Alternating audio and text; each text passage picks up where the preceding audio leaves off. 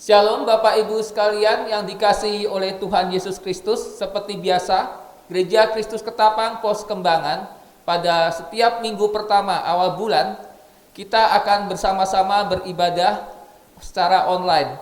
Mari Bapak Ibu sekalian, kita akan memulai ibadah kita. Bapak Ibu saya undang untuk bangkit berdiri. Pertolongan kita dalam pertemuan ibadah minggu pertama ini adalah di dalam nama Tuhan yang menjadikan langit dan bumi, yang tetap setia untuk selama-lamanya dan tidak pernah meninggalkan perbuatan tangannya.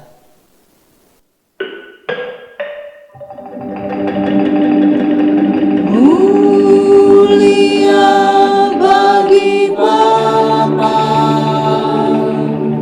bagi Anak serta Roh Kudus, dari permulaannya, sekarang dan akan jadi selama-lamanya.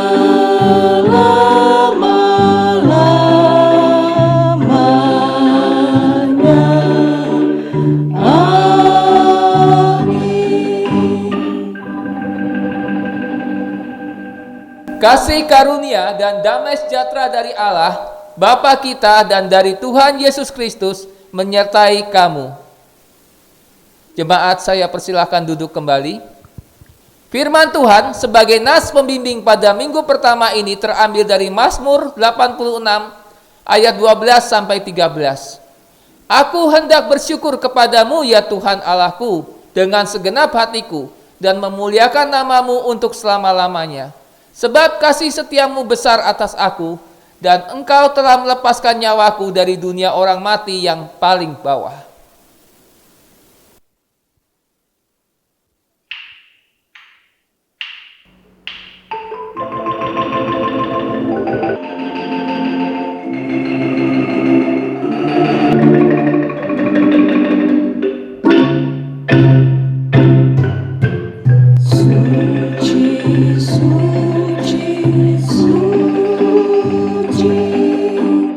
Tuhan Maha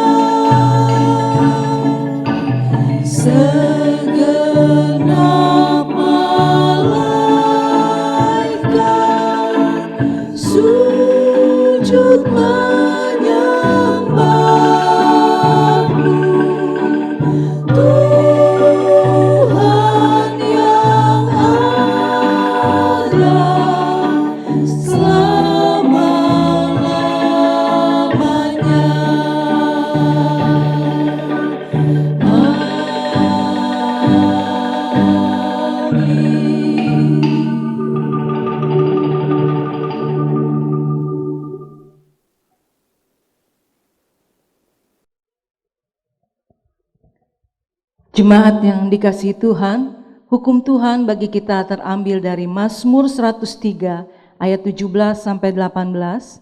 Tetapi kasih setia Tuhan dari selama-lamanya sampai selama-lamanya atas orang-orang yang takut akan Dia, dan keadilannya bagi anak cucu, bagi orang-orang yang berpegang pada perjanjiannya dan yang ingat untuk melakukan titahnya. Jemaat yang terkasih dalam Tuhan Yesus Kristus, marilah kita bersama-sama merendahkan diri di hadapan Tuhan untuk mengakui segala dosa dan kesalahan kita kepadanya, serta memohon pengampunan atas segala dosa dan kesalahan kita.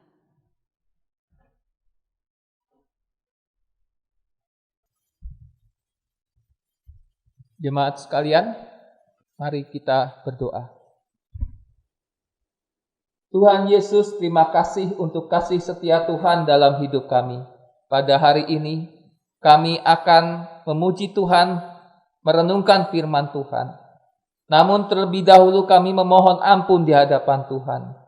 Tuhan, ampuni kami atas segala dosa kesalahan kami, baik yang kami perbuat dengan sengaja ataupun tidak kami sengaja. Kami tidak ingin dosa dan kesalahan kami tersebut membuat kami tidak mengerti firman Tuhan, membuat kami tidak melakukan kebenaran firman Tuhan.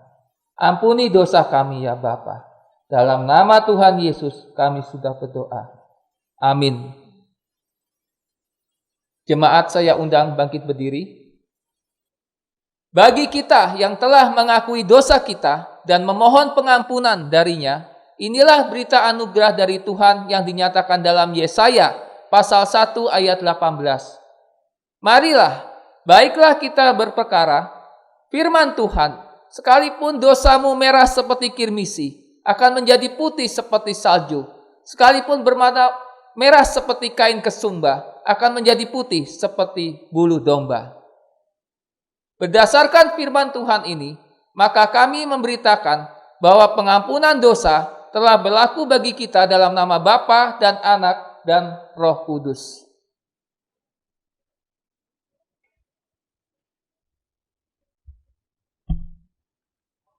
Jemaat, saya persilakan duduk kembali. Mari kita naikkan satu pujian, hanya oleh darah Yesus.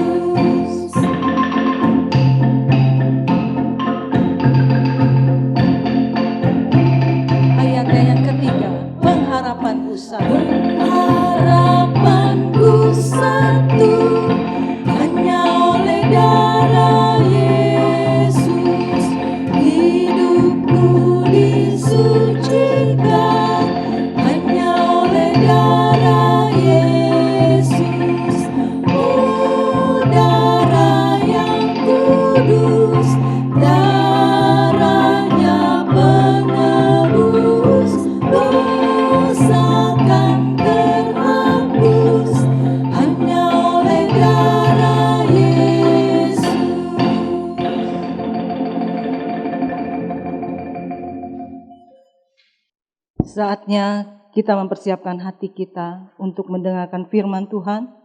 Kita percaya bahwa firman Tuhan ada kuasa, ada pengharapan baru. Apa yang dianggap tidak mungkin bagi manusia, bagi Tuhan tidak ada yang mustahil. Mujizatnya masih ada dan diberikan kepada mereka yang percaya kepadanya. Mari bersama-sama kita naikkan pujian bagi Tuhan, tak ada yang mustahil.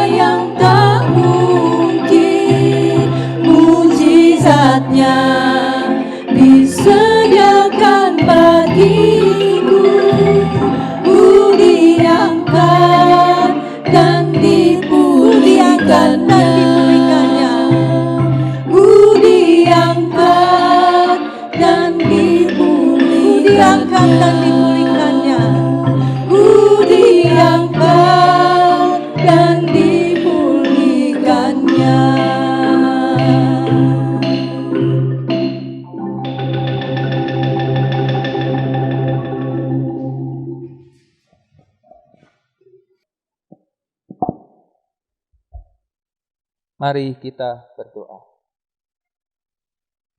Tuhan Yesus, tibalah saatnya kami akan merenungkan firman Tuhan, dan kami memohon kepada Tuhan untuk memberkati kami, sehingga firman Tuhan yang kami dengar pada hari ini menolong kami, menguatkan kami, sehingga di dalam kehidupan kami senantiasa hidup percaya dan berserah kepada Tuhan. Hamba-Mu yang terbatas, Tuhan tolong, sehingga firman Tuhan dapat disampaikan dalam bahasa yang sederhana dan dimengerti oleh setiap anak-anak Tuhan yang mendengarkan. Terima kasih Bapa, dalam nama Tuhan Yesus kami sudah berdoa. Amin. Shalom Bapak Ibu sekalian. Firman Tuhan pada hari ini terambil dari Matius pasal 15 ayat 21 sampai 28. Matius pasal 15 ayat 21 sampai 28. Saya akan membacakannya, Bapak Ibu saya persilakan menyimaknya dalam hati. Matius 15 ayat 21 sampai 28. Lalu Yesus pergi dari situ, menyingkir ke daerah Tirus dan Sidon. Maka datanglah seorang perempuan Kanaan dari daerah itu dan berseru, "Kasihanilah aku ya Tuhan, anak Daud, karena anakku perempuan kerasukan setan dan sangat menderita." Tetapi Yesus sama sekali tidak menjawabnya. Lalu murid-muridnya datang dan meminta kepadanya, "Suruhlah ia pergi, ia mengikuti kita," dengan berteriak-teriak. Jawab Yesus, "Aku diutus hanya kepada domba-domba yang hilang dari umat Israel." Tetapi perempuan itu mendekat dan menyembah Dia sambil berkata, "Tuhan, tolonglah aku." Tetapi Yesus menjawab, "Tidak patut mengambil roti yang disediakan bagi anak-anak dan melemparkannya kepada anjing." Kata perempuan itu, "Benar Tuhan, namun anjing itu makan remah-remah yang jatuh dari meja tuannya." Maka Yesus menjawab dan berkata kepadanya, "Hai ibu, besar imanmu, maka jadilah kepadamu seperti yang kau kehendaki." Dan seketika itu juga anaknya sembuh.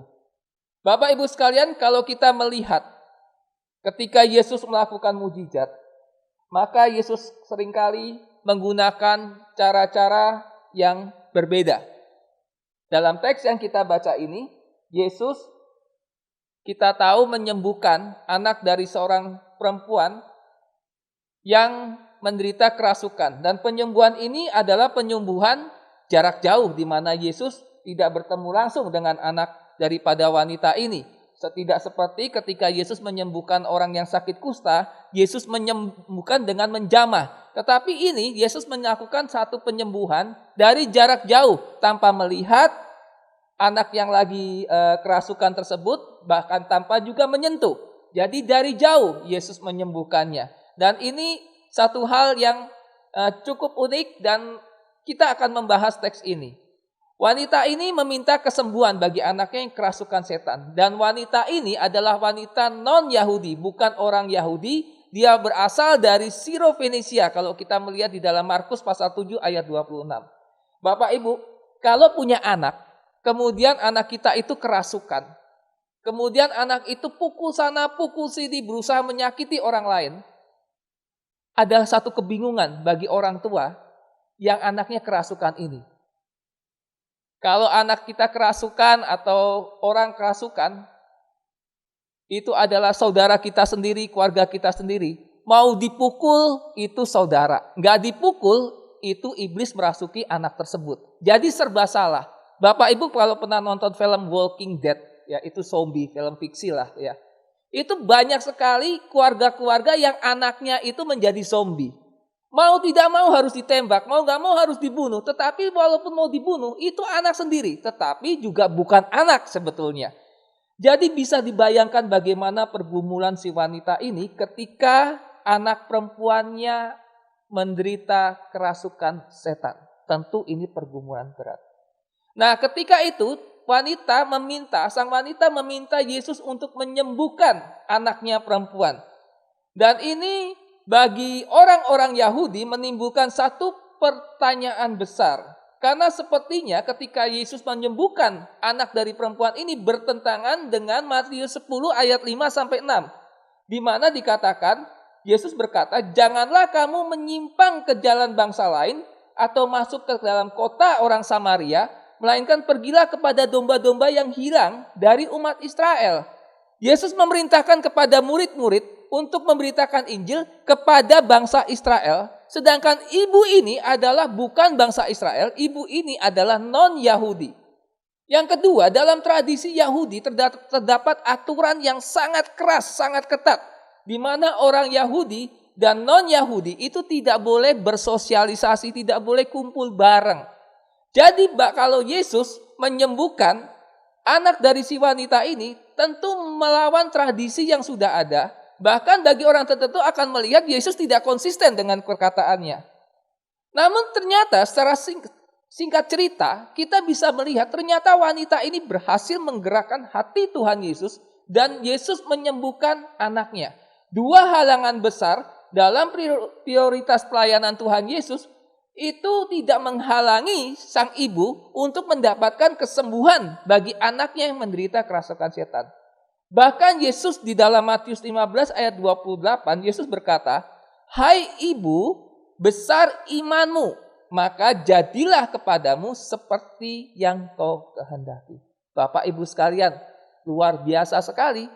Ya, sepertinya jalan tertutup bagi wanita ini, tetapi ternyata dia berhasil membuat Yesus menyembuhkan anaknya. Pertanyaannya, iman seperti apa sih yang dimiliki oleh wanita ini?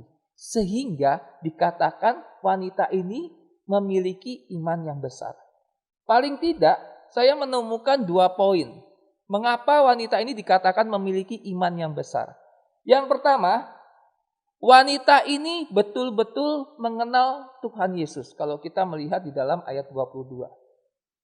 Dalam ayat 21, ayat sebelumnya dikatakan Yesus pergi dari situ. Yang dimaksud Yesus pergi dari Genesaret menyingkir ke Tirus dan Sidon yang merupakan daerah non-Yahudi berada di pinggir pantai namanya Pantai Fenisia. Nah, walaupun daerah ini adalah daerah non-Yahudi, namun di daerah ini ternyata cukup banyak orang Yahudi.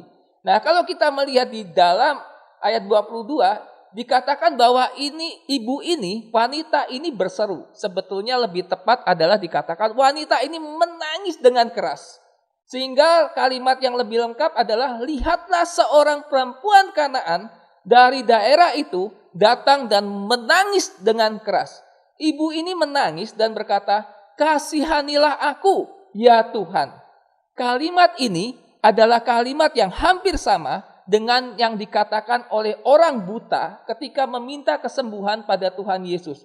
Di dalam Matius 9 ayat 27 dan Matius 20 ayat 30. Sama kalimatnya, mengatakan bahwa meminta belas kasihan kepada Tuhan Yesus dan mengatakan bahwa Yesus adalah Tuhan. Kedua orang buta ini dalam keadaan putus asa juga menyebut Yesus anak Daud. Sama juga seperti wanita ini. Wanita ini menyebut Yesus Tuhan dan anak Daud. Apa artinya? Artinya bahwa perempuan ini, wanita ini mengerti benar siapa Tuhan Yesus. Walaupun wanita ini adalah non-Yahudi.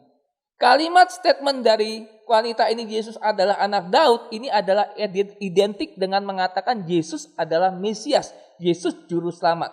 Dan wanita ini menarik sekali dalam teks yang kita baca, menyebut kata Tuhan 3 kali. Apa artinya ini? Artinya bahwa wanita ini betul-betul mengenal siapa yang dia sembah, mengenal siapa tempat dia meminta tolong. Ini menandakan apa? Iman yang luar biasa. Dan iman ini dilandasi dengan apa? Pengertian yang benar. Inilah yang menyebabkan Yesus berkata, hai ibu, besar imanmu. Dalam ayat 28. Bapak Ibu sekalian yang dikasihi Tuhan, kita mungkin berpikir kita sudah kenal Tuhan. Namun seringkali ketika ditanya, berdasarkan apa kita mengatakan kita mengenal Tuhan? Seringkali kita menjawab begini, ya saya kan sudah rajin ibadah. Saya ikut ibadah online tiap minggu. Saya ikut pelayanan. Saya rajin ikut besuk. Saya ikut pembinaan. Nah Bapak Ibu sekalian, seringkali kita mengatakan kita mengenal Tuhan Yesus, mengenal Allah, karena semua hal yang kita lakukan itu. Seringkali itu aktivitas rohani, aktivitas sosial, sering bakti sosial sana, bakti sosial sini, kemudian memakai atribut-atribut Kristen. Sehingga kita merasa bahwa kita sudah mengenal Tuhan. No, Bapak Ibu, belum tentu. Belum tentu kita mengenal Tuhan dengan cara seperti itu. Alkitab dengan jelas mengatakan bahwa pengenalan tentang Tuhan tidak ditentukan oleh banyaknya aktivitas-aktivitas rohani. Tidak. Matius 7 ayat 21 sampai 23 mengatakan, bukan setiap orang yang berseru kepadaku, Tuhan, Tuhan, akan masuk ke dalam kerajaan sorga, melainkan dia yang melakukan kehendak Bapa-Ku yang di sorga. Pada hari terakhir, banyak orang akan berseru kepadaku, Tuhan, Tuhan, bukankah kami bernubuat demi namamu, mengusir setan demi namamu, mengadakan banyak mujizat demi namamu? Lalu Tuhan menjawab apa? Tuhan menjawab, pada waktu itulah aku akan berterus terang kepada mereka dan berkata, aku tidak pernah mengenal engkau, enyahlah daripadaku kamu sekalian, hai pembuat jahat, pembuat kejahatan. Jadi orang-orang ini mengatakan sudah berbuat banyak, sudah melayani banyak, sudah bernubuat dan lain-lain. Tetapi ternyata Tuhan mengatakan, aku tidak mengenal kamu, tidak mengenal mereka. Bapak Ibu, seringkali kita melayani di gereja, aktif di gereja, semua kita lakukan pelayanan. Lalu ketika bertemu dengan Tuhan, Tuhan mengatakan, aku tidak mengenal engkau. Seperti apa rasanya? Bapak Ibu, ada satu kisah dalam Kisah Para Rasul 19 ayat 13. Di mana ada 7 anak imam. Imam ini namanya Imam Skewa. Imam ini adalah imam kepala Yahudi. Dan punya 7 anak. 7 anak ini ternyata tukang tenung. Nah 7 anak ini mencoba mengusir orang yang kerasukan setan dengan memakai nama Tuhan Yesus. Mengusir setan dengan memakai nama Tuhan Yesus. Yang terjadi apa? Malah mereka dikerjain oleh orang yang kerasukan ini. Bapak Ibu sekalian, Bapak Ibu nyebut nama Tuhan tidak menjamin masuk surga. Alkitab dengan jelas mengatakan bahwa kamu sebut nama Tuhan, Tuhan, Tuhan, tapi aku belum tentu mengenal kamu. Kalau kita ditanya, siapa yang sudah terima Tuhan Yesus? Mungkin semua kita akan mengatakan, saya sudah terima Tuhan Yesus. Tetapi pertanyaannya, apakah kita sudah mengenal Tuhan? Bapak Ibu sekalian yang dikasihi Tuhan, seringkali kita terjebak karena kita banyak melakukan aktivitas rohani. Kita malah lupa, kita secara tidak sadar sebetulnya kita menjauh dari Tuhan. Sibuk dengan pelayanan, sibuk dengan aktivitas, tetapi tidak memiliki relasi dengan Tuhan. Orang yang takut akan Tuhan, orang yang percaya Tuhan Yesus, bukan hanya sekedar di mulut, tetapi di hatinya memiliki relasi dengan Tuhan. Apakah kita rajin membaca firman Tuhan setiap hari? Apakah kita rajin merenungkan firman Tuhan? Apakah kita rajin berelasi dengan Tuhan?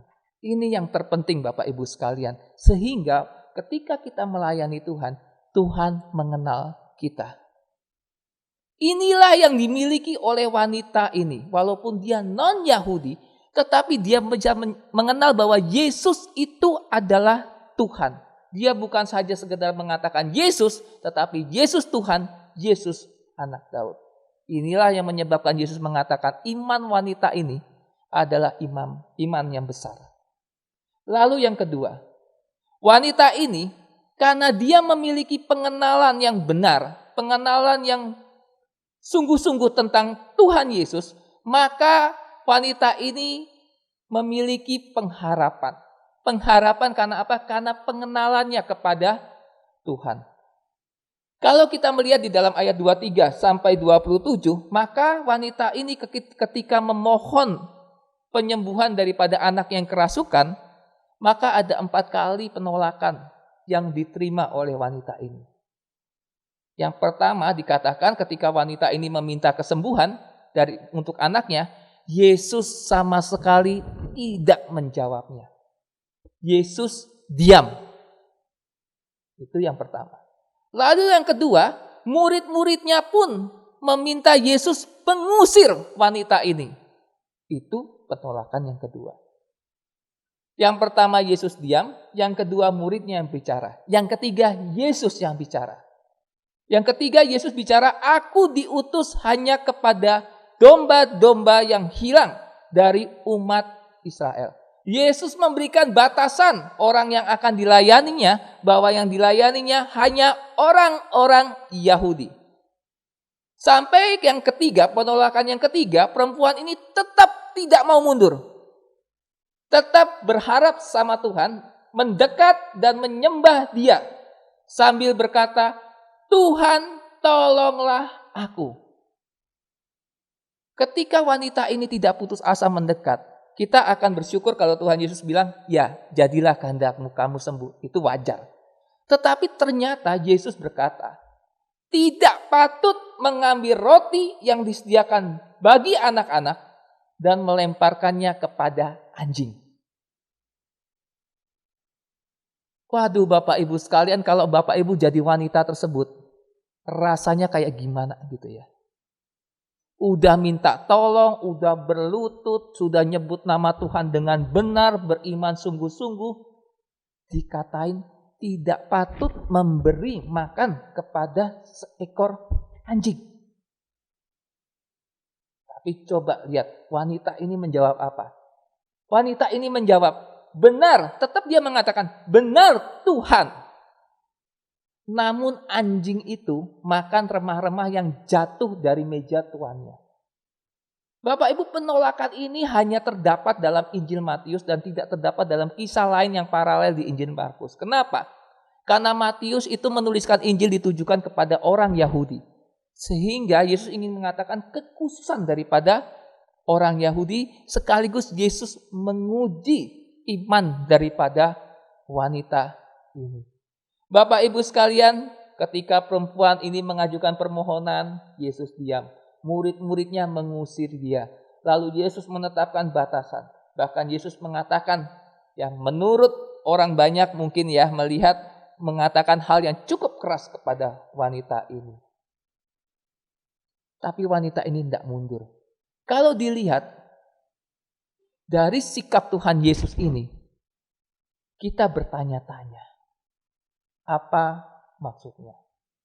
Bukankah kita juga seringkali ketika kita dalam pergumulan, kita sering memohon pada Tuhan dan sepertinya Tuhan diam.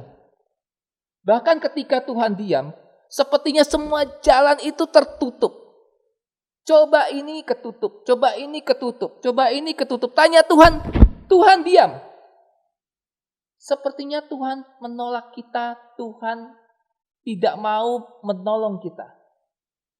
Ketika di dalam ayat 24 Yesus mengatakan, aku diutus hanya kepada domba-domba yang hilang dari umat Israel. Yesus sebetulnya sedang menguji wanita ini. Dan sekaligus Yesus ingin menunjukkan bagaimana istimewanya orang Yahudi, bangsa Yahudi. Karena ketika Yesus berbicara, itu banyak orang-orang Yahudi yang juga mendengarkannya. Respon wanita ini luar biasa Bapak Ibu sekalian. Terakhir Yesus mengatakan kalimat anjing. Anjing ini menggunakan kata kunarion. Kunarion itu berarti anjing kecil. Dan ini tidak biasa digunakan di dalam Perjanjian Baru. Hanya di dalam teks ini menggunakan kunarion untuk menerjemahkan anjing. Kata yang biasa digunakan adalah kuon untuk binatang anjing. Yang menunjukkan kata kuon ini adalah menunjukkan orang-orang yang tidak kudus hidupnya.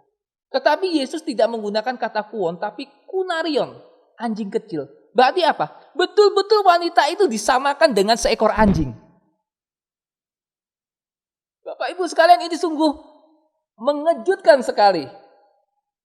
Bapak Ibu sekalian yang dikasihi Tuhan, status ibu ini tidak memungkinkan untuk dikabulkan doanya. Kalau kita melihat tidak sampai selesai perikop yang kita baca. Namun ternyata Yesus menyembuhkan anaknya yang kerasukan. Ini adalah hal yang luar biasa. Ini adalah anugerah Tuhan. Anugerah Tuhan yang diberikan kepada wanita ini tidak dibatasi oleh hal apapun. Yesus menguji iman wanita ini sampai titik yang terendah. Namun wanita ini, walaupun disamakan sepertinya dengan anjing, wanita ini tidak keberatan. Sehingga keselamatan, kesembuhan yang diperoleh oleh wanita ini adalah hal yang merupakan anugerah dari seseorang yang tidak layak mendapatkan anugerah ini, menjadi dilayakan oleh karena kedaulatan Tuhan, karena kedaulatan yang dimiliki oleh Tuhan Yesus, maka wanita ini mendapatkan kesembuhan bagi anaknya. Wanita ini begitu rendah hati di hadapan Tuhan, berserah tersungkur di hadapan Tuhan. Dia tidak menjadi orang yang sombong karena dia mengenal Tuhan. Berbeda dengan Petrus. Petrus mengatakan, biarpun mereka semua tergoncang imannya, aku tidak. Tapi nyatanya Petrus merasa dirinya kuat imannya, tetapi dia menyangkal Tuhan. Padahal hanya ditanya, apakah kamu mengenal Tuhan? Wanita ini dia tidak merasa sombong dengan pengenalannya akan Tuhan. Tetapi dia justru percaya pada Tuhan. Bahkan ketika semuanya seperti tertutup. Bapak Ibu sekalian, inilah dampak daripada pengenalan yang benar akan Tuhan. Menimbulkan pengharapan yang tidak ada batasnya. Wanita ini penuh pengharapan.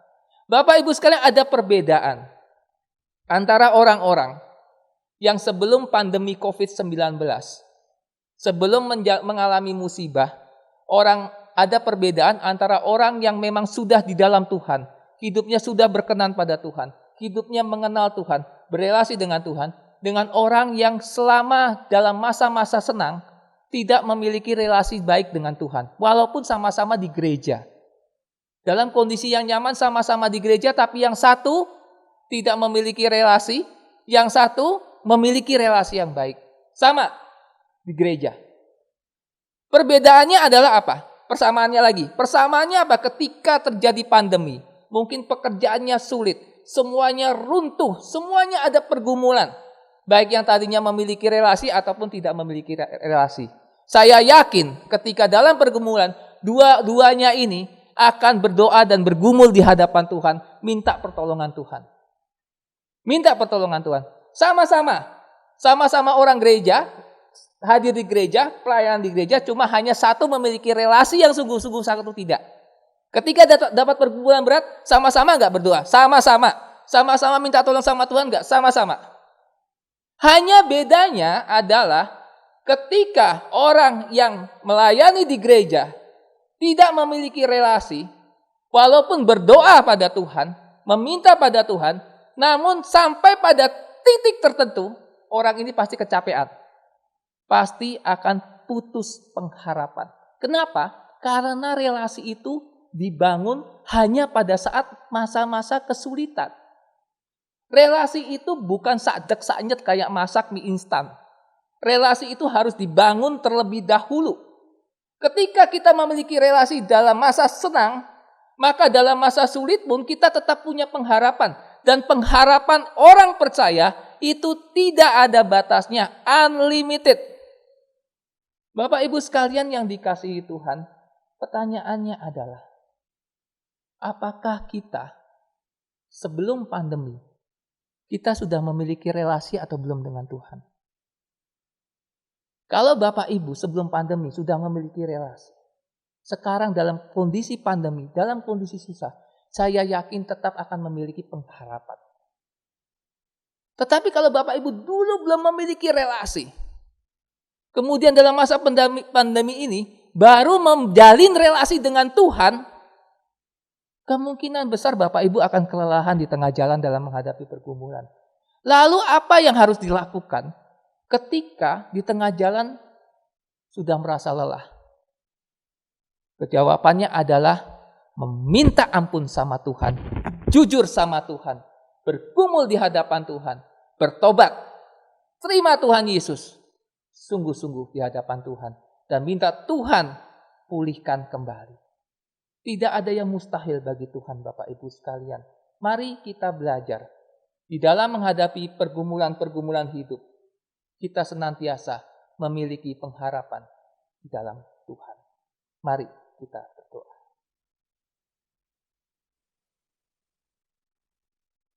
Tuhan Yesus, terima kasih kami sudah mendengarkan firman Tuhan. Biarlah firman Tuhan yang kami dengar pada hari ini mengajarkan kami semua untuk memiliki pengenalan yang benar akan Tuhan. Dan kami juga senantiasa memiliki pengharapan yang tidak ada batasnya karena pengenalan kami akan Kristus. Terima kasih Tuhan, ajar kami di dalam masa-masa sulit seperti ini. Tuhan tolong agar kami tetap percaya dan bersandar kepada Tuhan. Terima kasih Bapa, dalam nama Tuhan Yesus kami sudah berdoa. Amin.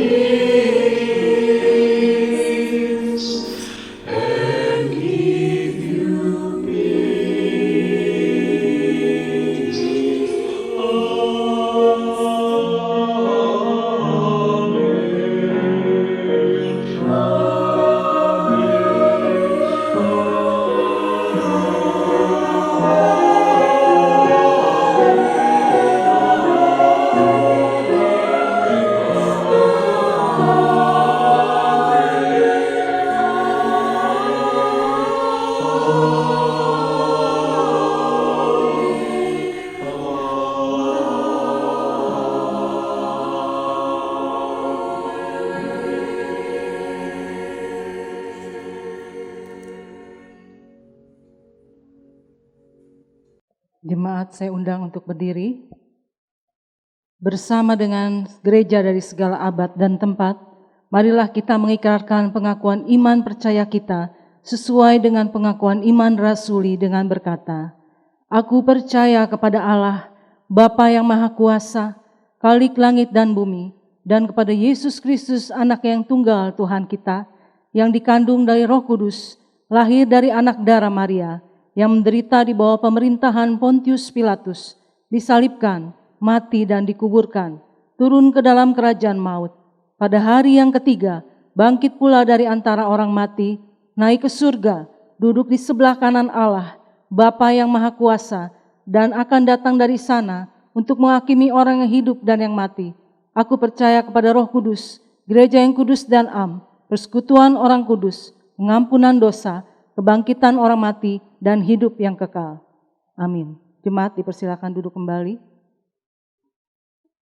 Jemaat yang terkasih, marilah kita memberikan persembahan kita kepada Tuhan sebagai ungkapan rasa syukur kita atas segala berkat yang telah Tuhan nyatakan dalam kehidupan kita, dengan mengingat firman Tuhan yang mengatakan di dalam Mazmur 119 ayat 108, kiranya persembahan sukarela yang berupa puji-pujian berkenan kepadamu ya Tuhan, dan ajarkanlah hukum-hukum-Mu kepadaku. Bapak Ibu sekalian, marilah kita memberikan persembahan syukur kita dengan rela dan sukacita, serta mengingat akan kebaikan Tuhan dalam hidup kita. Persembahan syukur dapat dilakukan melalui 3 cara, yaitu dengan mentransfer ke rekening atas nama Gereja Kristus yang tertera pada layar Bapak Ibu sekalian, dengan rekening BCA nomor rekening 012-318-0434 atau rekening BNI dengan nomor rekening 001-828-5011 atau melalui scan QR melalui aplikasi GoPay, OVO, dan sebagainya yang tertera pada layar dan dapat juga dimasukkan ke dalam amplop persembahan dan diberikan ketika gereja dibuka kembali. Mari Bapak Ibu, kita akan angkat satu pujian, betapa kita tidak bersyukur. Betapa kita tidak bersyukur, bertanah air kaya dan subur, lautnya luas, gunungnya megah, menghijau padang bukit dan lembah. Itu semua berkat karunia Allah yang agung maha kuasa. Itu semua berkat karunia Allah yang agung maha kuasa. Alangkah indah bagi mereka bermandi cahaya surya dan cerah, di tingkang hijau burung tak henti, bunga pun bangkit harum berseri. Itu semua berkat karunia Allah yang agung maha kuasa.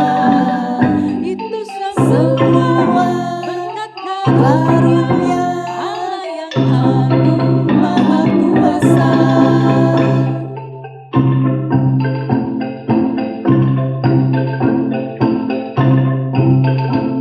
Kita nyanyikan ayat yang ketiga.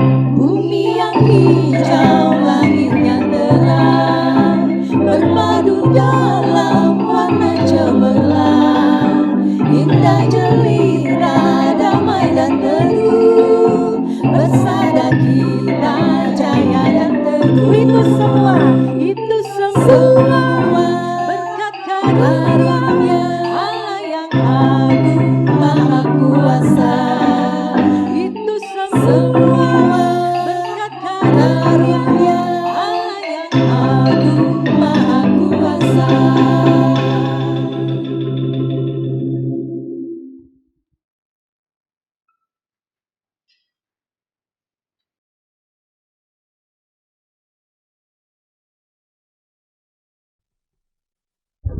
Mari kita berdoa. Tuhan Yesus, terima kasih pada hari ini Tuhan sudah mengizinkan kami untuk memberikan persembahan daripada apa yang kami miliki. Biarlah persembahan yang kami berikan ini dapat digunakan untuk pekerjaan Tuhan.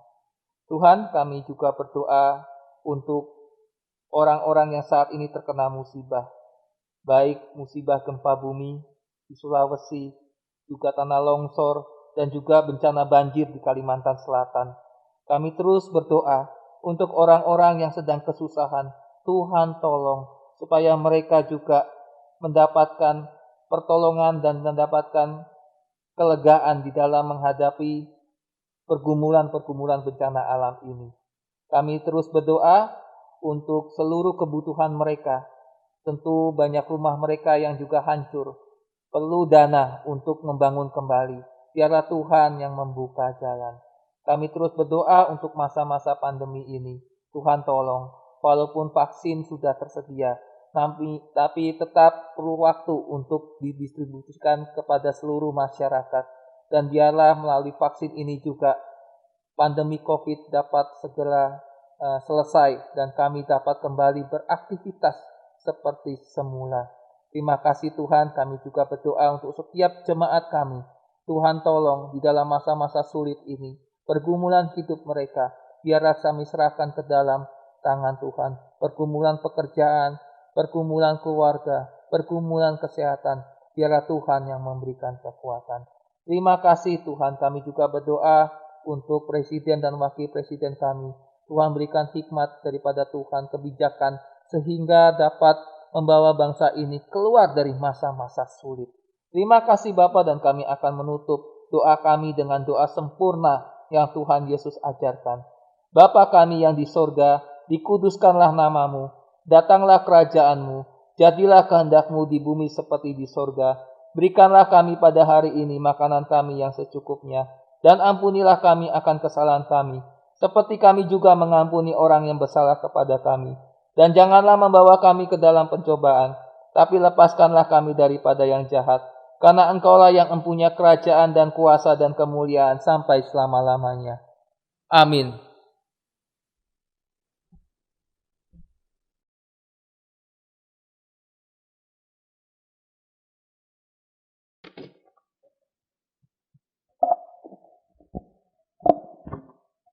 Jemaat saya undang untuk bangkit berdiri. Seperti firman Tuhan yang sudah kita dengarkan pada hari ini, bahwa apapun permasalahan dan pergumulan yang sedang kita hadapi, biarlah kita boleh meresponnya dengan sikap hati yang benar dan positif. Dan janganlah lupa bahwa Tuhan yang kita sembah adalah Tuhan yang Maha Kuasa, Sang Pembuat mukjizat, yang sanggup mengubah kehancuran menjadi pengharapan, yang buruk menjadi baik, mengubah ratapan menjadi tari-tarian. Kiranya kita boleh menjadi berkat bagi orang-orang di sekitar kita. Mari kita bersama-sama menaikkan pujian, mukjizat itu nyata.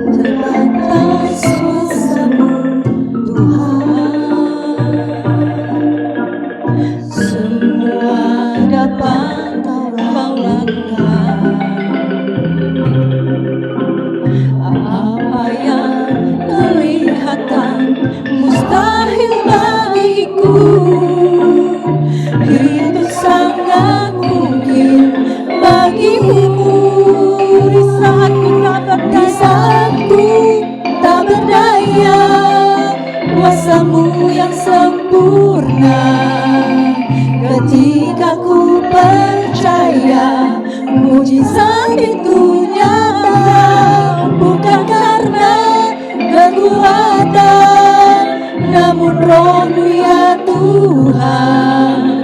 Ketika ku berdoa, mukjizat itu nyata.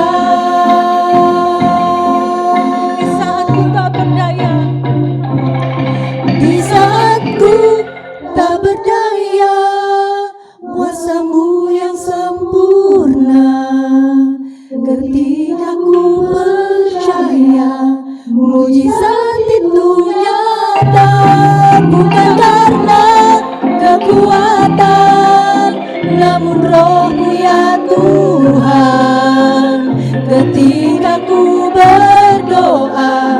mujizat itu nyata. Ketika ku berdoa, mujizat itu nyata. Ketika ku berdoa, mujizat itu nyata.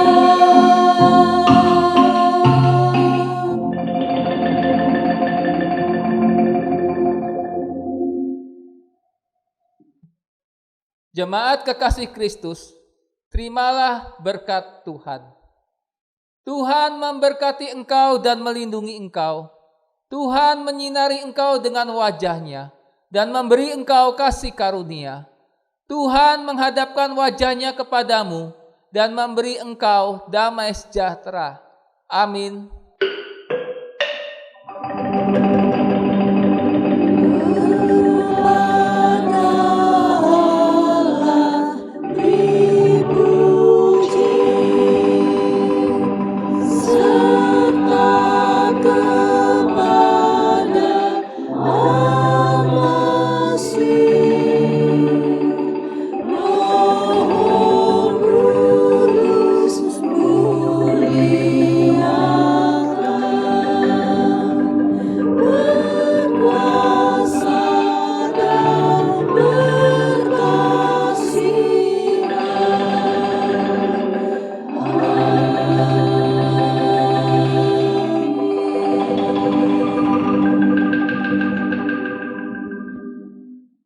Ibadah selesai, jemaat saya persilakan duduk saat teduh.